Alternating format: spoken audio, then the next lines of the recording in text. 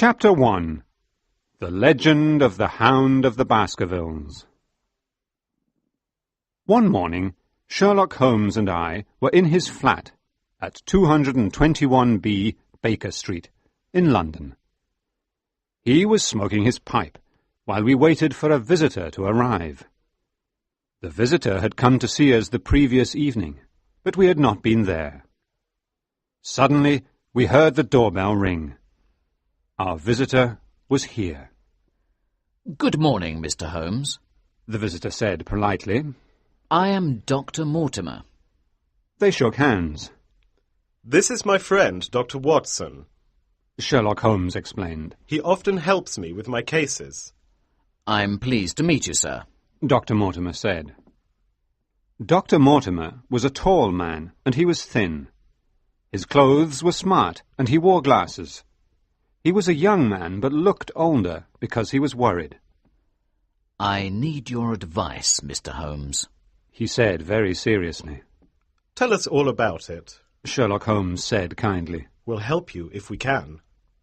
Dr. Mortimer took some papers out of his pocket. "A man named Sir Charles Baskerville died about 3 months ago," he began. "He died in a horrible way, as perhaps you know from the newspapers. Before he died, he gave me these papers. They tell the story of the Baskerville family. I want to read them to you, if I may." "Please, go ahead." Sherlock Holmes agreed. "We'll listen carefully."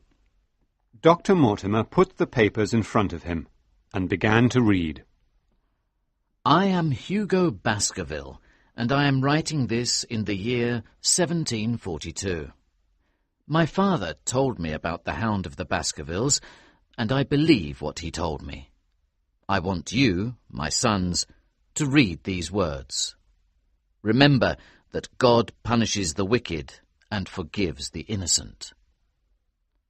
The head of the Baskerville family in 1640 was a cruel and bad man. His name was Sir Hugo Baskerville. Sir Hugo fell in love with the daughter of a farmer. She was frightened of him. She always tried to avoid him.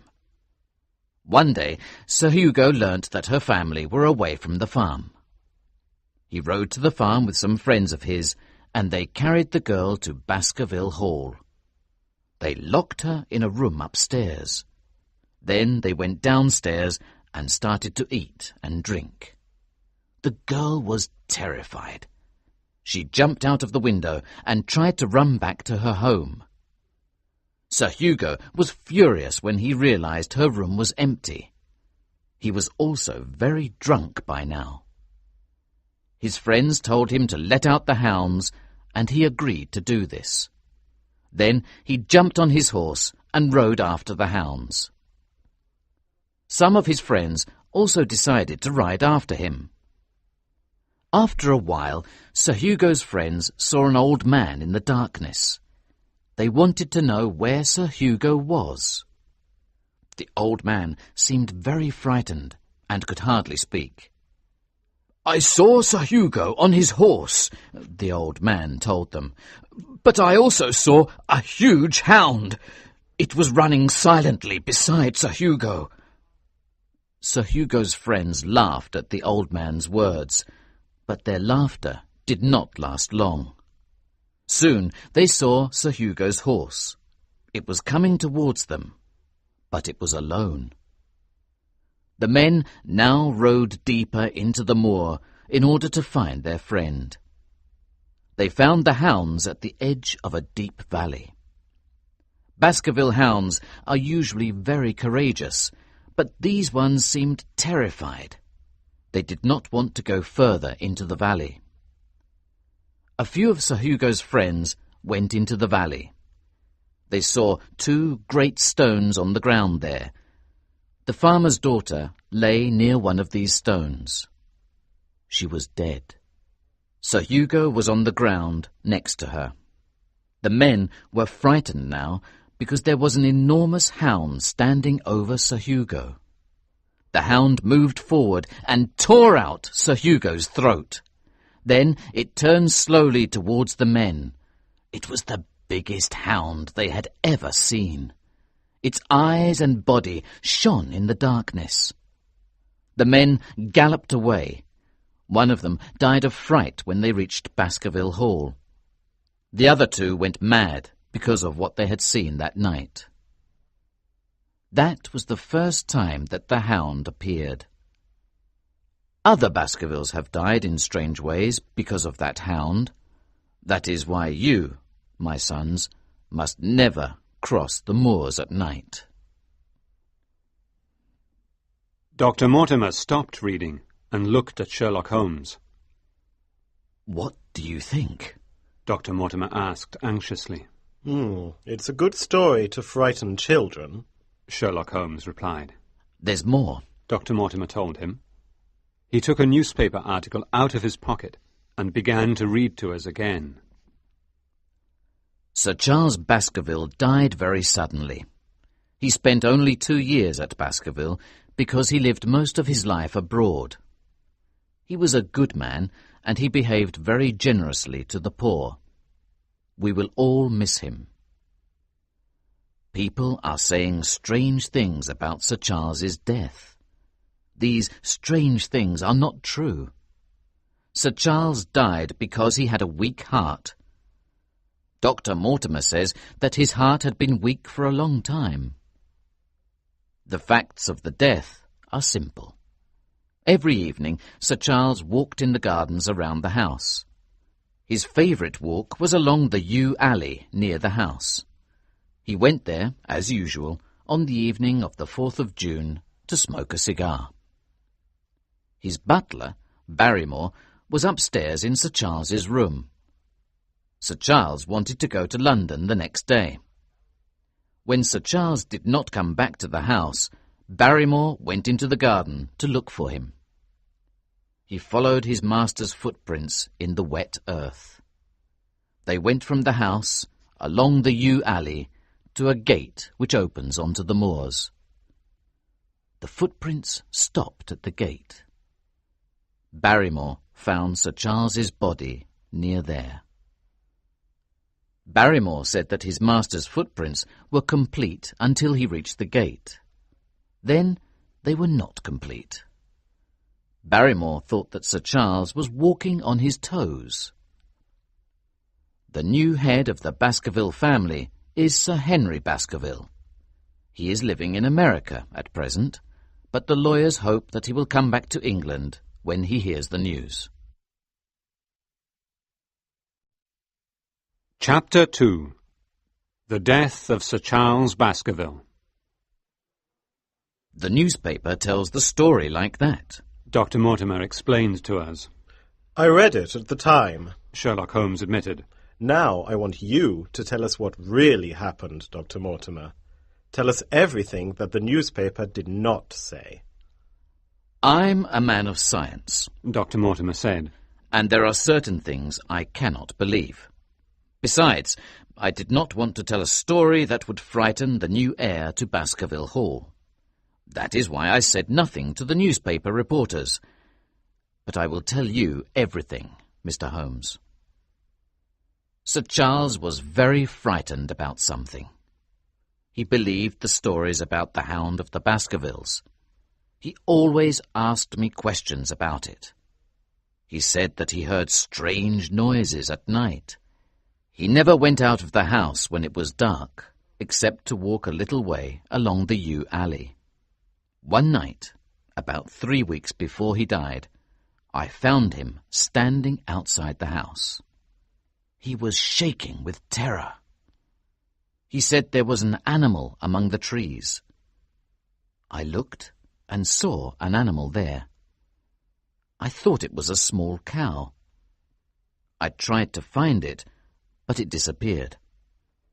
When I came back to the hall, Sir Charles was still very anxious. I stayed with him that night. It was then that he gave me the papers about the family history. Barrymore found Sir Charles's body. He said that the only footprints near Sir Charles's body were Sir Charles's, but he was wrong. I found some other footprints near the body. A man or a woman? Sherlock Holmes asked excitedly. A hound. The doctor replied quietly. A large hound.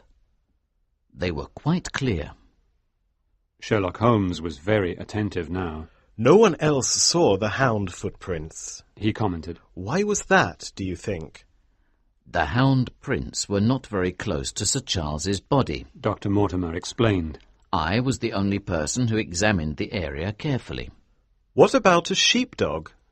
Asked Sherlock Holmes. Sheepdogs do not have such big prints. The doctor told him.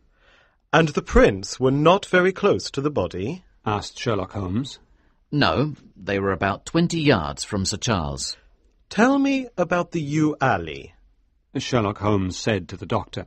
There are 2 yew hedges. Dr. Mortimer explained. The hedges are about 9 feet high. There is a path between the 2 hedges. The path has grass at the sides, and there is gravel in the middle. And the gate? Where is the gate? The gate is in one of the hedges. The doctor told him. Is it possible to reach the moor by any other way? Sherlock Holmes wanted to know. No, you have to go through the gate to reach the moors. I see, Said Sherlock Holmes thoughtfully. Then you can only enter yew alley through the house or through the gate. Is that right? No, The doctor corrected him. there is a summer house at the end of the alley. You can leave the alley that way. Did Sir Charles reach the summer house, Dr. Mortimer? We found his body about 50 yards away from the summer house. The doctor confirmed. And now the footprints. Sherlock Holmes said. You say that these were on the path and not on the grass. Is that right? That's right. They were on the same side of the path as the gate that opens onto the moor. Very interesting. Sherlock Holmes said softly. What about the gate itself? Was it open or closed? It was closed and locked. Dr. Mortimer informed him. Is it a tall gate? Sherlock Holmes wanted to know. No, Said the doctor. a man could easily jump over it. Tell me more about Sir Charles's footprints, please. I think Sir Charles stood near the gate for some time. Dr. Mortimer said. His footprints were everywhere there. There was also cigar ash near the gate. You're a good observer. Sherlock Holmes complimented him pleasantly. But why didn't you come and talk to me at once? He asked. The doctor was embarrassed for a moment. People are saying strange things. He began. Several people say they have seen a huge animal on the moor. They say it is very large, and that it has a strange light. These are sensible, ordinary people, Mr. Holmes. I believe they are telling the truth. I didn't know what to do. But you're a man of science. Sherlock Holmes cried. You can't believe in these supernatural stories, surely. I don't know what I believe. The doctor admitted quietly. All I know is this. The hound that killed Sir Hugo in 1640 was a supernatural beast. If you think Sir Charles died because of a supernatural beast, then a detective certainly can't help you. Holmes said acidly. Perhaps you can't. Dr. Mortimer replied. But you can give me some advice, Mr. Holmes. Sir Henry Baskerville arrives in London today. I want to protect him. Why can't he go to Baskerville Hall? Asked Holmes. It's too dangerous for the Baskervilles to be at the Hall. Dr. Mortimer cried desperately. Very well. Holmes told him. Go and meet Sir Henry. Bring him to me here tomorrow morning at 10 o'clock. Mortimer left the flat. Holmes and I spent the day apart. When we met later, he asked me a couple of questions about the case. Why do you think Sir Charles's footprints changed in the yew alley, Watson? Dr. Mortimer said they were complete at the beginning of the alley, but he could only see the toes at the end. What do you think, Holmes? I replied. Sir Charles did not walk down the alley on his toes. Holmes said decisively. He ran. He was frightened. He ran away from something. That's why Dr. Mortimer only saw the toe prints on the path. He was silent for a moment. There's another question, he went on. Sir Charles was near the gate in the yew alley. Why did he wait there? Who was he waiting for, I wonder? I looked at my friend Holmes. He seemed pleased. He was always pleased when a case was difficult. He enjoyed thinking. Now he lit his pipe and prepared to think out the problem of the Hound of the Bashkervilles. Chapter 3. A Mysterious Man in a London Taxi.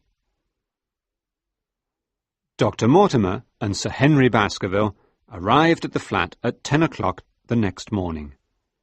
Sir Henry was a small, strong-looking man. I'm happy Mortimer arranged this meeting, he told Sherlock Holmes. I received this letter this morning. He handed the letter to Sherlock Holmes, who read it aloud. Don't go to the moor. Your life is in danger. What does it mean? Sir Henry asked Holmes. Have you anything else to tell me? Sherlock Holmes asked him. Not really, Sir Henry replied. But something strange happened at my hotel last night. I left my shoes outside the room for the boots to clean them. When I woke up this morning, there was only one shoe outside the room. It's annoying because the shoes are new. I've never worn them. Sherlock Holmes then explained the Baskerville family story to Sir Henry. Now we need to decide whether it is too dangerous for you to go to Baskerville Hall, he said. Baskerville Hall is my family house, Sir Henry replied angrily. No one will stop me from going there if I want to. Why don't you join me for lunch in 2 hours at my hotel, and we can discuss the whole matter?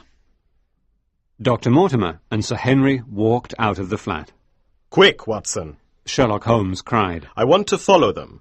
Sir Henry may be in danger. We followed the two men without difficulty. Suddenly, Holmes touched my arm.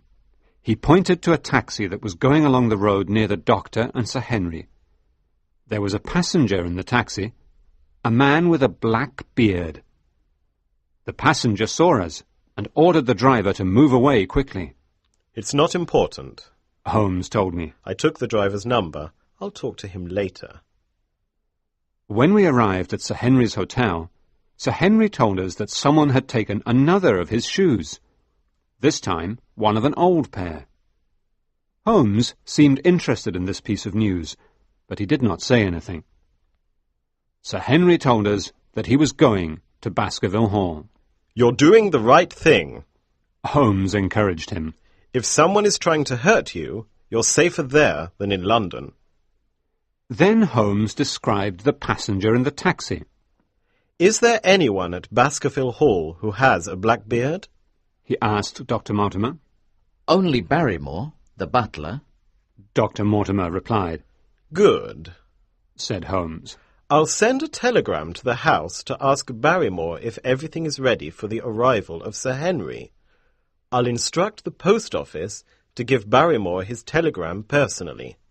Then we'll know if the butler is in London or at Baskerville Hall today. Then Holmes asked about the money that came to different people after the death of Sir Charles.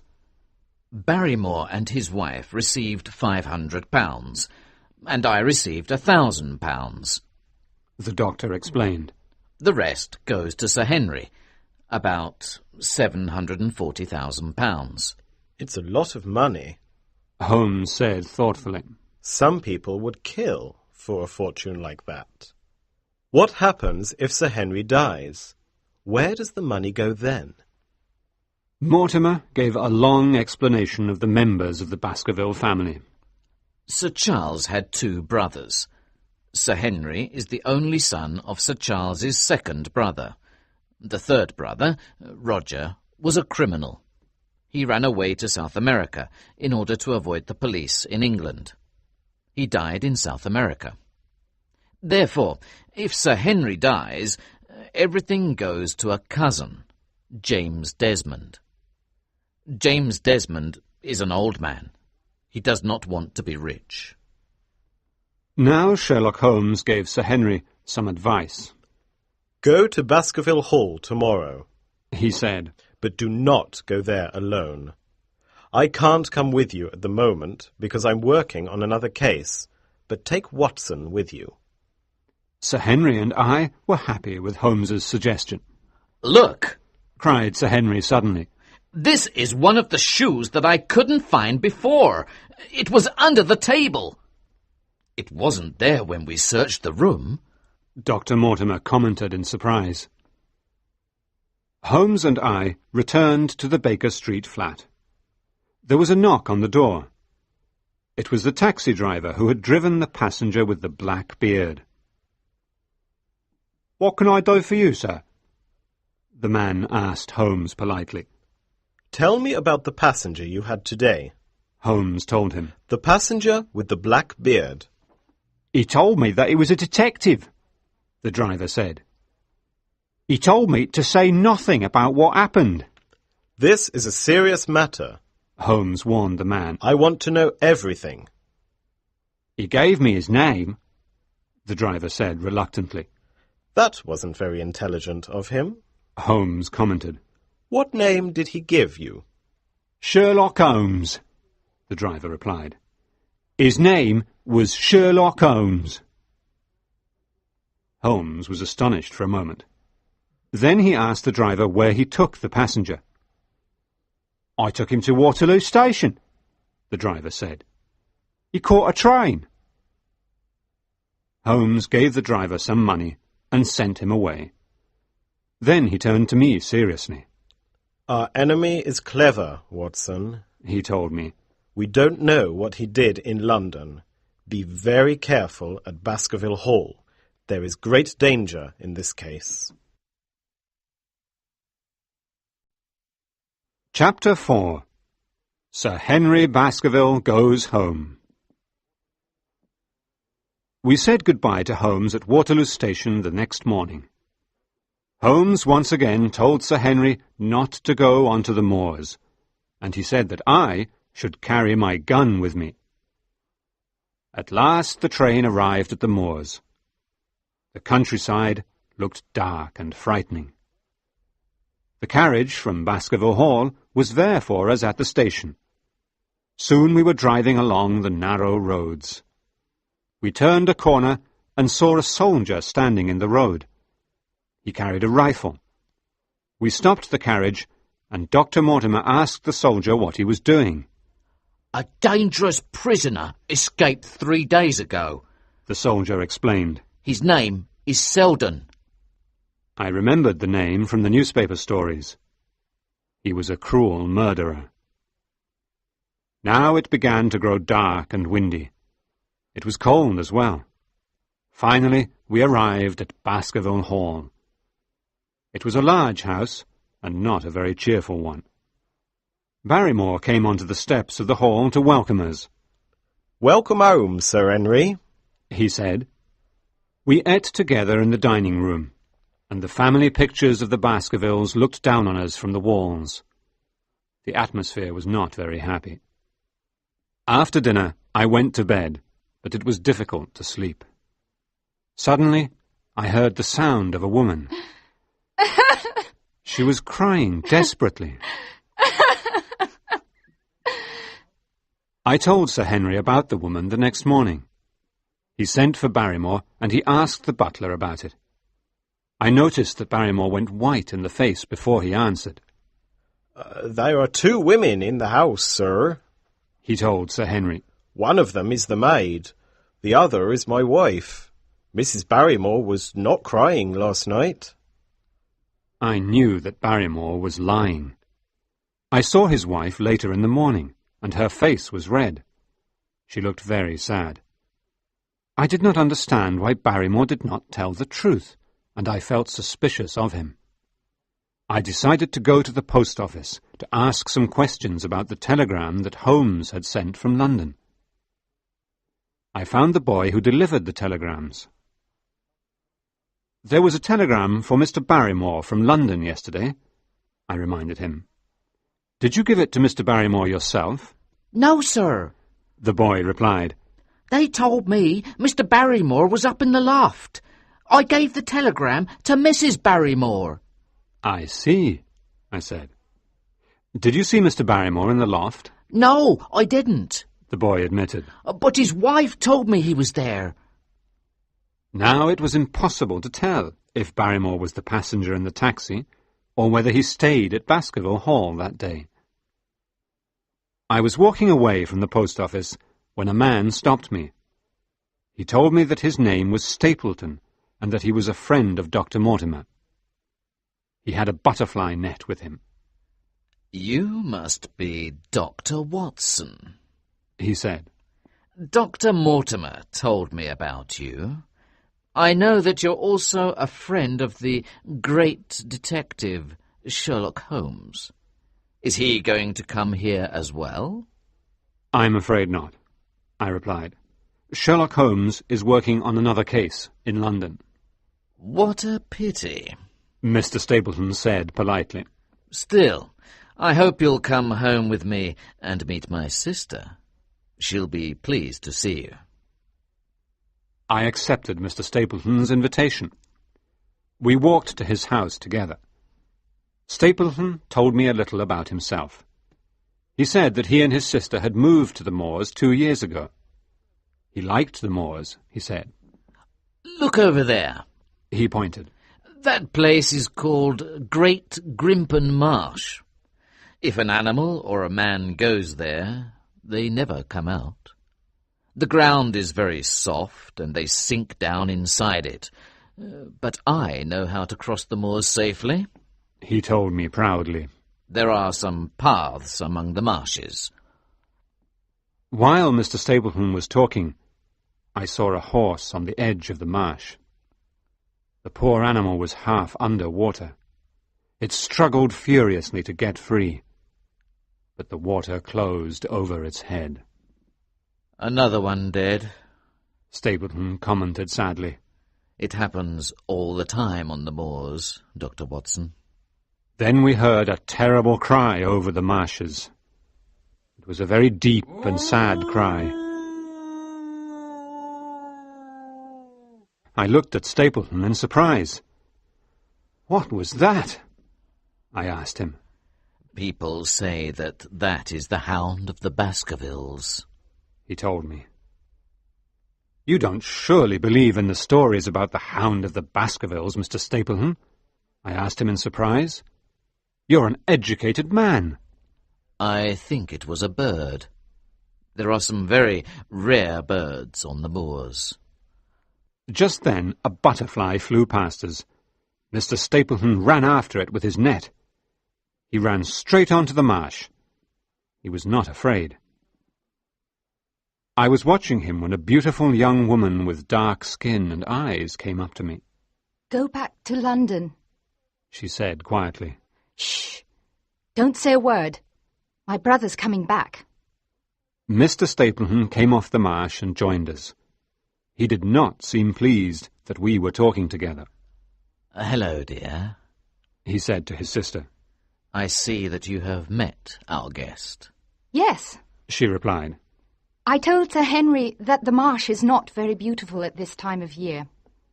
"I'm not Sir Henry," I corrected her. "I'm Dr. Watson, a friend of his." The woman looked embarrassed. "Please forget what I told you," she said very quietly. The three of us walked to their house, Merripit House. Stapleton talked about his love for the moors. He told me about the animals and plants that fascinated him in that part of the country. We talked together for a while, and then I left them to go back to Baskerville Hall. Miss Stapleton was waiting for me, further down the road. "Please forget what I said," she said again. "I did not mean anything terrible." "But do you believe Sir Henry is in danger?" I asked her. I believe in the story of the Hound of the Bashkervilles. She told me. That is why I said what I did. Why didn't you want your brother to hear what you said? I persisted. My brother wants Sir Henry to live at Baskerville Hall. She explained. He does not want Sir Henry to go away because of these silly stories. That's why he does not want me to talk about the Hound of the Baskervilles. Chapter 5. Mr. Stapleton and his sister. Mr. Stapleton came to Baskerville Hall to meet Sir Henry, and the two men became friends. We all met every day. I noticed that Sir Henry was in love with Miss Stapleton. Her brother did not seem to like this, and he tried to keep them apart. I met a friend of Sir Henry's called Frankland. Frankland was an old man who loved two things. He loved to argue, and he loved to study the moors through a large telescope. Frankland was sure that he could detect the escaped prisoner Selden with his telescope. I woke up very late one night because I heard a noise outside my bedroom. I got up very quietly and opened the door. Barrymore was in the corridor with a candle in his hand. He went into an empty bedroom and stood near the window. He held the candle against the glass. I went back to my own room. He did not see me. I told Sir Henry the next morning about Barrymore. Tonight we'll follow him together. Sir Henry decided. I want to find out what he's doing. That night we followed Barrymore. He went into the same empty bedroom with a candle. Again he stood near the window with the candle in his hand. What are you doing, Barrymore? Sir Henry asked sternly. Barrymore was surprised to see Sir Henry and me. I wanted to be sure the window was closed, sir, he said. I think you sent a signal, I told him. Give me that candle. I took the candle from Barrymore and held it against the glass. Immediately we saw a light on the moor.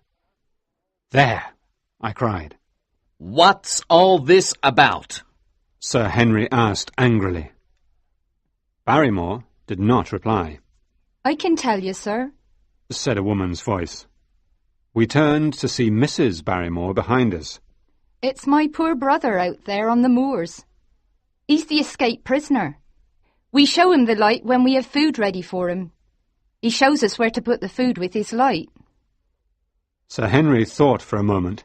Then he spoke to Barrymore. You're trying to help your wife, he said. I cannot blame you for that. Go to bed now, and we'll talk about this tomorrow. Barrymore and his wife went to their room.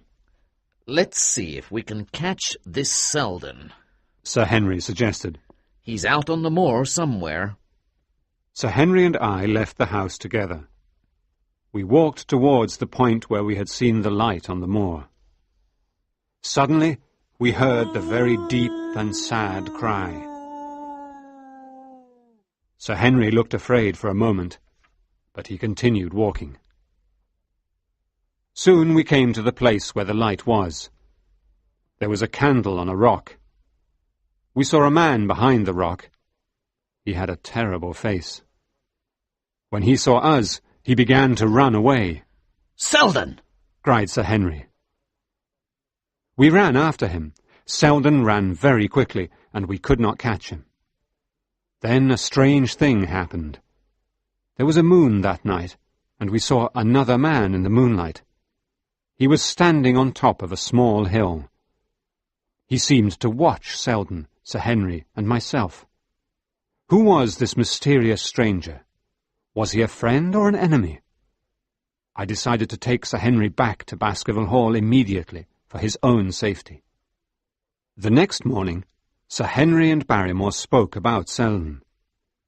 Sir Henry wanted to catch him and give him to the police, but Barrymore wanted him to go free. He's a murderer, Sir Henry reminded him. I know, sir, Barrymore admitted. but he's not dangerous any more, and soon he'll be on a boat to South America. We've organised his escape for him. Very well, Barrymore. I won't look for him again. Sir Henry promised. I don't want you and your wife to get into trouble. Oh, thank you, sir. Barrymore said. You're helping me, and I can help you in return.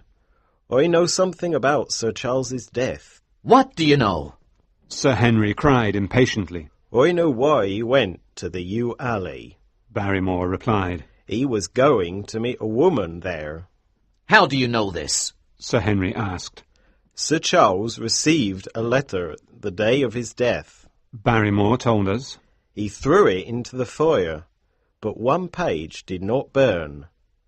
My wife read what it said. Burn the letter. Meet me at the gate at 10 o'clock. L.L. The handwriting was a woman's, sir. Later, I asked Dr. Mortimer if he knew a woman with the initials L.L. Of course I do, he said. It's Mrs. Laura Lyons. She's Franklin's daughter. She married a bad man who left her. She and her father quarrelled. The poor woman lives alone. She tries to make money with her typewriter. It's a sad story. Both her husband and her father treated her badly. The other thing that happened that day was this. I wanted to know if Selden was still on the moors, so I asked Barrymore.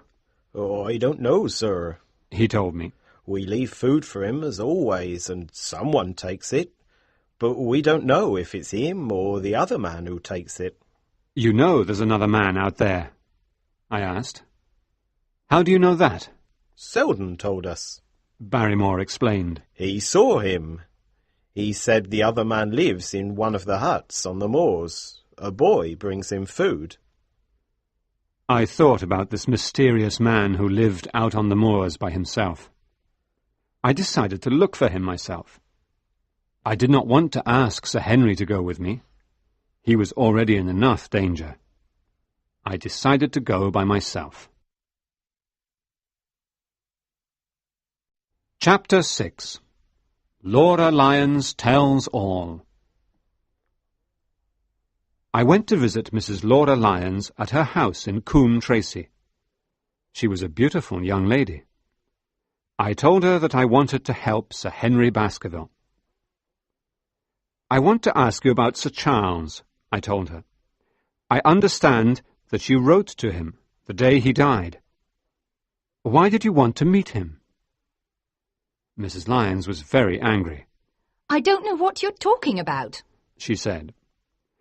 I know you wrote to him, I told her calmly. You wrote, burn the letter. Meet me at the gate at 10 o'clock. L.L. Sir Charles burnt the letter, but one of the servants found a page from it in the fireplace. Why did you want to see him, Mrs. Lyons? Mrs. Lyons was very red in the face.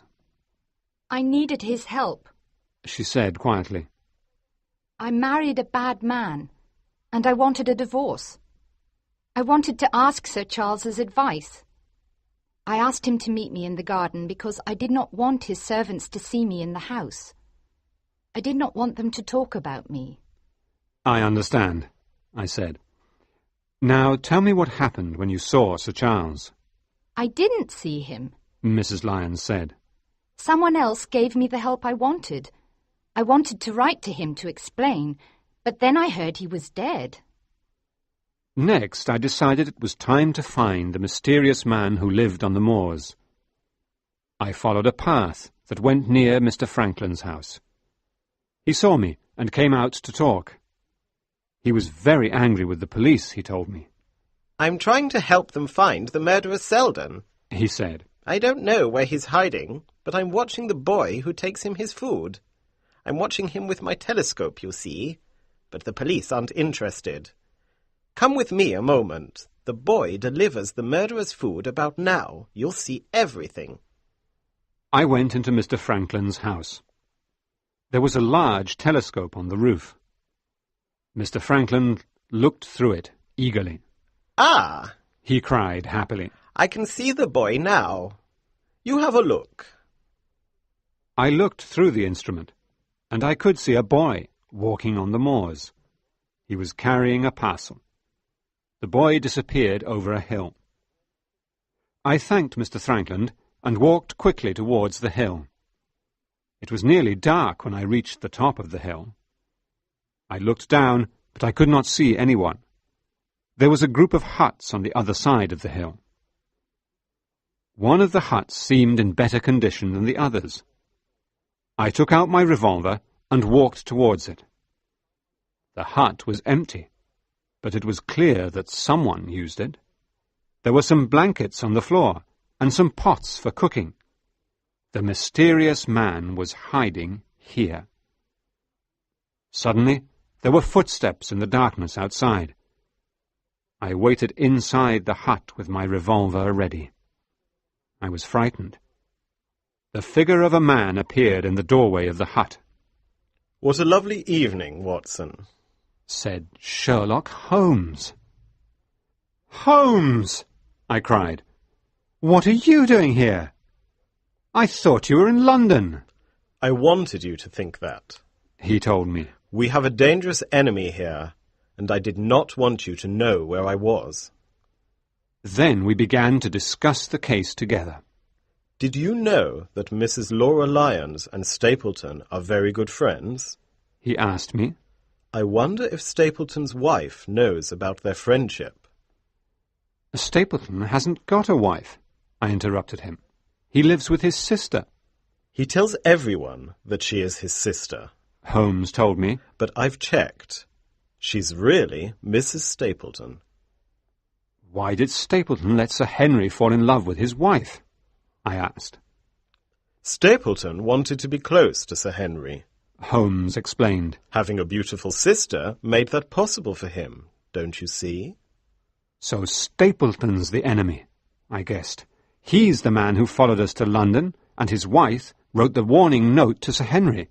"Yes," agreed Holmes. "But why are Stapleton and Mrs. Lyons good friends, if Stapleton already has a wife?" I asked him. "Mrs. Lyons does not know that Stapleton is already married," Sherlock Holmes told me. "She's in love with him. She wants a divorce because she wants to marry him, and he pretends that he wants to marry her. I think she'll help us when she knows the whole truth." "And what about Stapleton?" I asked my friend. "What does he want?" "Murder, my friend," Holmes told me grimly. "and I hope I'm going to catch him before he does it." Just then, we heard the deep and sad cry out on the moors. Holmes looked pale for a second. Then he stood up. "Where is it, Watson? Where is it?" he cried. We heard the same cry several times. Then we heard a new noise.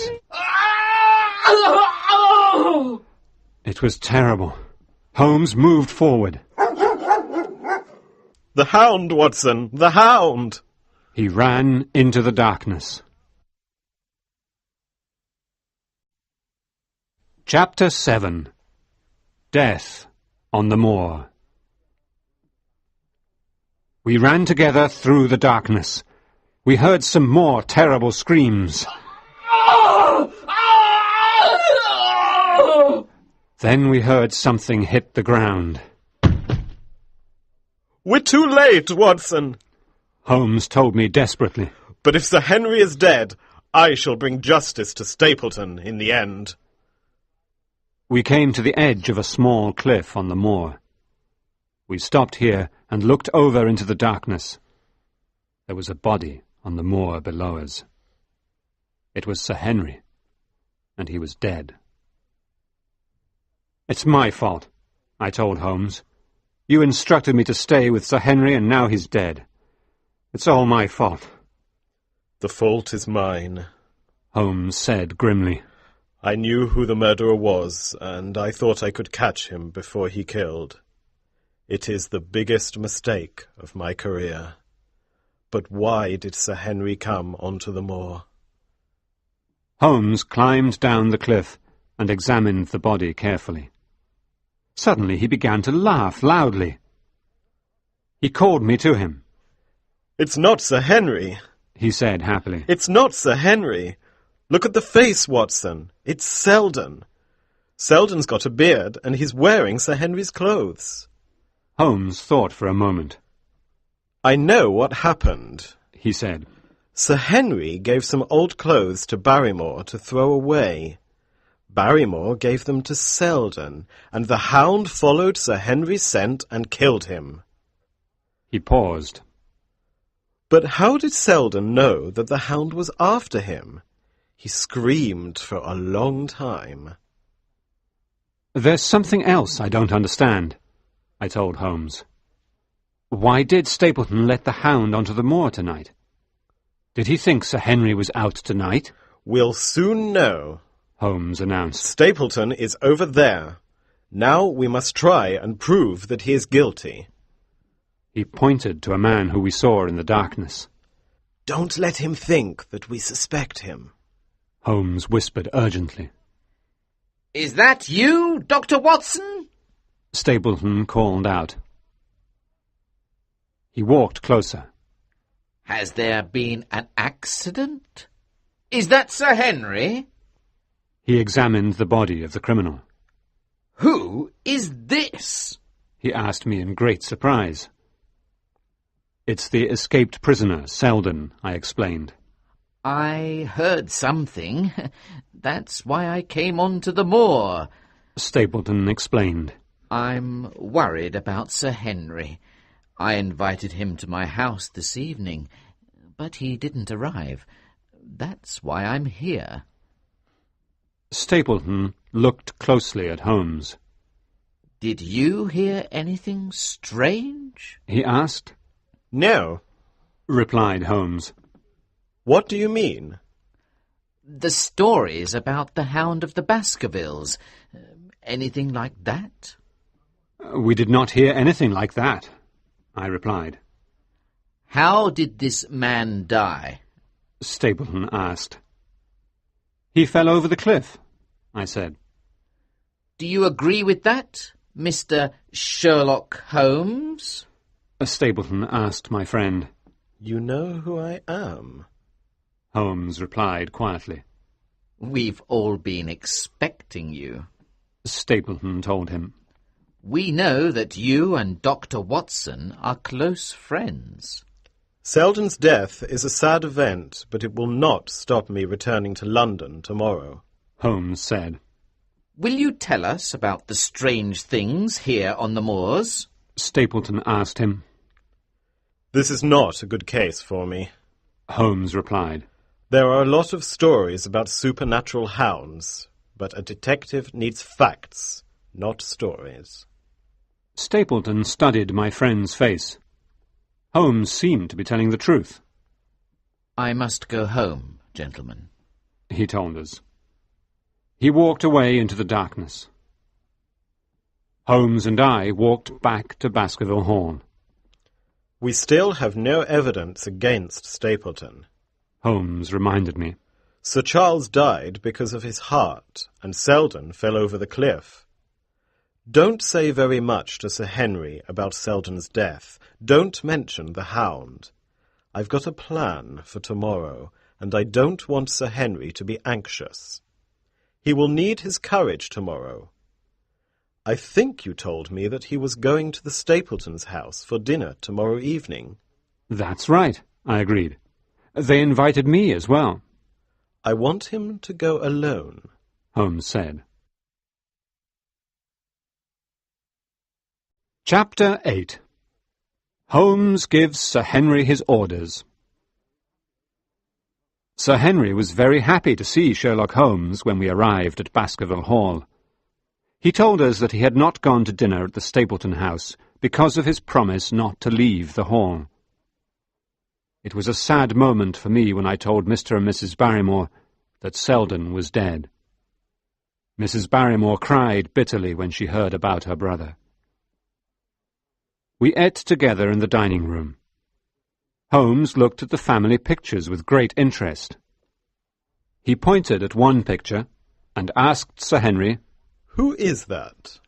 That, replied Sir Henry, is Sir Hugo, The Baskerville who started all this trouble.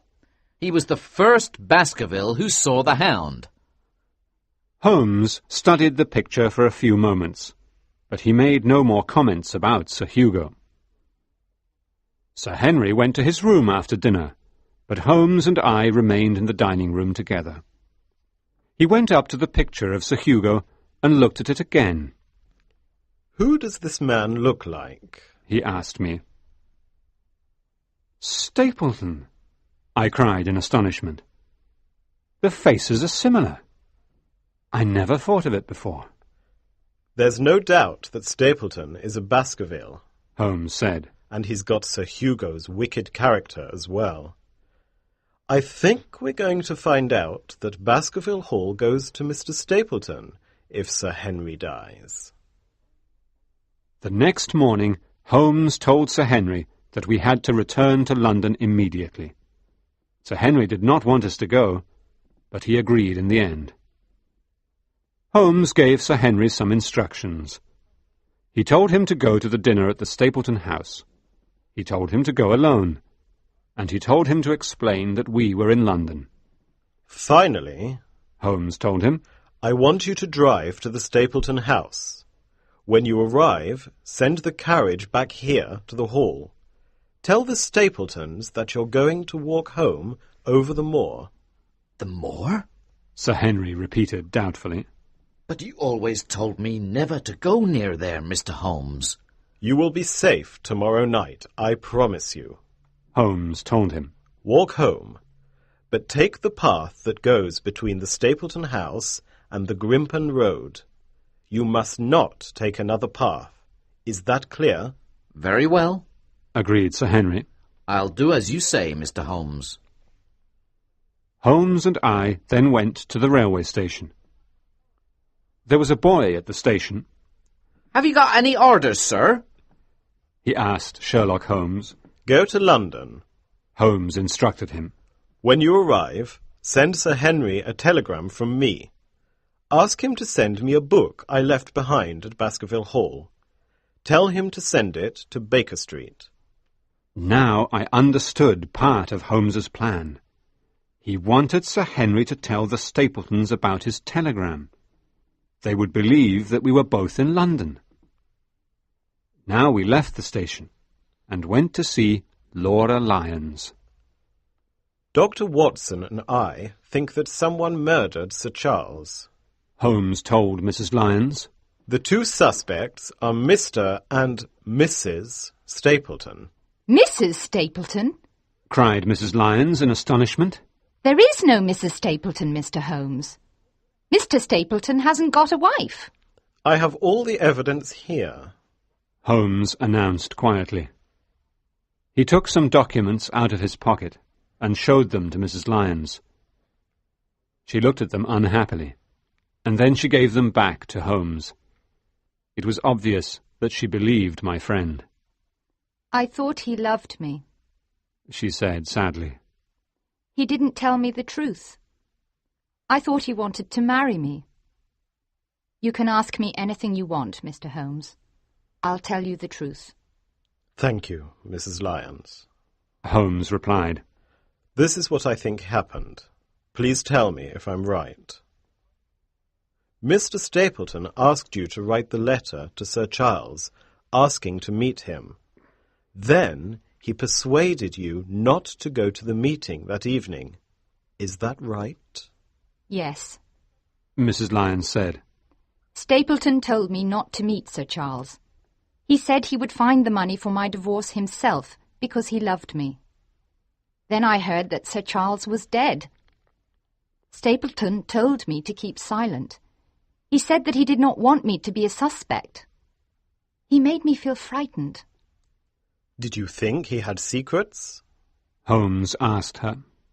Yes, I did. Mrs. Lyons replied. I will not keep his secrets from you now, Mr. Holmes. I'll tell you everything. "You're a danger to Stapleton," Holmes told her. "You're lucky to be alive, but you're safe now, I think. We'll talk again." Chapter 9. The appearance of the Hound of the Bashkervilles. Holmes and I went to the Stapleton house when it was dark. We carried our revolvers with us, and we walked very quietly. Look through the windows, Holmes ordered me. I want to know where Mr. Stapleton and Sir Henry are. I could see Mr. Stapleton and Sir Henry sitting together, but I could not see Mrs. Stapleton. Then Stapleton came out of the house for a moment. He went towards a little hut in the garden. He opened the door of the hut, and I could hear a strange noise inside it. Then Stapleton went back inside the house. Now the fog began to come down. It was very heavy, and we could not see very far in front of us. We must be very careful, Holmes warned me. We don't want to lose Sir Henry in the fog. Now we heard someone leave the house. It was Sir Henry. He walked along the path as Holmes had told him to do. Sir Henry seemed nervous, and he kept looking behind him. It's coming, Holmes whispered excitedly. He pointed just behind Sir Henry. I looked into the darkness. I wanted to see what this monster was. There was an enormous hound following Sir Henry. It was the biggest dog I had ever seen. But the really frightening thing about it was its eyes. They shone in the darkness, and flames came out of its mouth. Its whole head seemed to be on fire. The hound ran after Sir Henry. Sir Henry knew it was there now, and he was afraid. He began to run away from it as fast as he could. The hound ran after him. Holmes and I fired our revolvers at the monster, but it did not stop. It continued to run after Sir Henry. The hound jumped onto the poor man and seized his throat. Sir Henry fell to the ground. Holmes ran towards them. Holmes fired his gun before the animal could attack the man on the ground. Sir Henry was unconscious. He was not injured, but he was terrified. At last, he opened his eyes and looked at my friend. What was it? He asked. He looked at the body of the hound in fear. Holmes stepped forward and examined the body of the animal. Its head still burnt with a strange light. Phosphorus paint, he told us. Someone put this on the hound to make it even more terrible. But it's dead now. You're safe now, Sir Henry. You saved my life, sir, Sir Henry told Holmes. Now you must stay here for a while, Sir Henry, Holmes ordered him. Watson and I are going back to the Stapleton house. I want to catch that man. Holmes and I walked back to the Stapleton house through the fog. I don't think Stapleton will be there any more, my friend told me. But we must search the house. I'm sure he heard our revolvers. He knows Sir Henry is still alive. The door of the house was open, and we went inside. The rooms of the house downstairs were empty, and we climbed the stairs. The rooms here were empty as well, but there was one room that we could not open. He's in here, I said.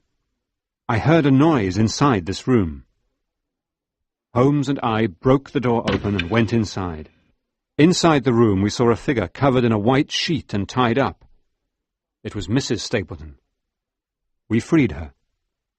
There were a lot of marks on her body.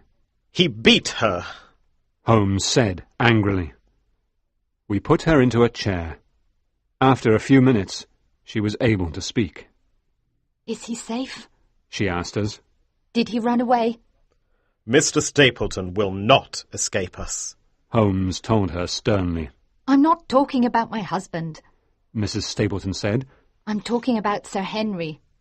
Is Sir Henry safe? Sir Henry is safe, and the hound is dead, I told her. I'm glad, Mrs. Stapleton said. My husband is a very cruel man. Look what he did to me. She showed us the marks on her hands and arms. Where is he? Holmes asked her. There's an old house in the middle of the moor. She explained. That's where he kept the hound. I'm sure you'll find him there. We can't go into the Grimpen Marsh tonight with all this fog, Holmes decided. We went back to Sir Henry and carried him to Baskerville Hall. He was very sad when he understood that the girl he loved was really Stapleton's wife. He became ill, and we sent for the local doctor. The next morning there was no fog, and Mrs. Stapleton took us into the Grimpen Marsh. We found the little house, but it was empty. All we found there were some old bones. Stapleton had used them to feed the hound. We searched the moor all day, but we could not find Mr. Stapleton anywhere. All we saw was an old boot that had belonged to Sir Henry. Stapleton had taken it from the hotel in London and used it to set the hound after Sir Henry. Stapleton lost his way in the fog, Holmes decided. He is dead, Watson. He sank in the marsh. I'm sure of it. Chapter 10. Holmes explains the case. Holmes and I returned to London. I still did not understand all the facts of the case, and I asked my friend to explain everything to me. I have spoken to Mrs. Stapleton, and she has explained things to me, Holmes told me. We know from the family pictures that Stapleton was a member of the Baskerville family. He was the son of Roger Baskerville, the criminal. Roger Baskerville died in South America, but he had a son, also called Roger, the man we knew as Stapleton. He married a beautiful young woman named Beryl Garcia. The couple came to England and pretended to be brother and sister instead of husband and wife. Stapleton knew that all the Baskerville property was his if Sir Charles and Sir Henry died, and he decided to kill them. He heard the story of the Hound of the Baskervilles, and he knew that Sir Charles believed in the old stories. Stapleton decided to buy a hound and hide it on the moors. It was easy to kill Sir Charles because he had a weak heart. He asked Laura Lyons to write the letter to Sir Charles to meet him in the garden one evening. At the last minute, he persuaded her not to go there. Stapleton wanted Sir Charles to be alone, so that he could frighten him to death with the hound. The rest was easy. When Sir Charles saw the hound with the phosphorus paint on his face, he died of fright. Then Stapleton came to London to follow Sir Henry and kill him there. He wanted one of Sir Henry's shoes to give to the hound. He knew the hound would follow the scent of Sir Henry's shoe. First of all, he took a new one, but it didn't work, as there was no scent. So he had to steal an old shoe. When he realized that I was helping Sir Henry, Stapleton decided to return to the moors.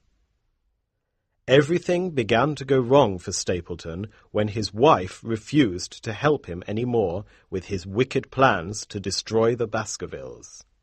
That is why he beat her and left her in the house.